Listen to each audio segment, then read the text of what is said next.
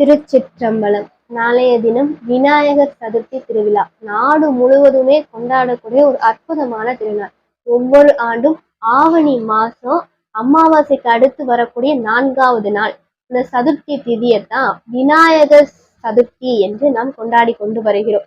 ஒவ்வொரு மாதமுமே சங்கட சதுர்த்தி என்று ஒன்று வரும். அதாவது ஒவ்வொரு மாதமும் பௌர்ணமிக்கு அடுத்து வரக்கூடிய 4வது நாள். சதுர் அப்படின்னா 4ன்னு அர்த்தம். சதுர் என்பது வடமொழி சொல். சதுர்னா 4 அப்படின்னு அர்த்தம். 4வது திதி, அதனால அதற்கு சதுர்த்தி திதி என்று சொல்வார்கள். அப்படி ஒவ்வொரு மாதமும் பௌர்ணமிக்கு அடுத்து வரக்கூடிய 4வது நாள் அந்த சதுர்த்தி திதிய சங்கடகர சதுர்த்தி என்று சொல்வார்கள். அப்படி ஒவ்வொரு மாதமும் அந்த சங்கட சதுர்த்தி திதியை கொண்டாடுவார்கள். இந்த ஆவணி மாதம் வரக்கூடிய விநாயகர் சதுர்த்திக்கு முன்னால வரக்கூடிய சங்கட சதுர்த்தியை மகா சங்கட சதுர்த்தி என்று கொண்டாடுவார்கள். அந்த மகா சங்கட சதுர்த்தி திதி அன்றைக்கு விரதம் இருந்து விநாயகரை வழிபட்டோம் அப்படின்னா நம்முடைய சங்கடங்கள் எல்லாம், துன்பங்கள் எல்லாம் தீரும்.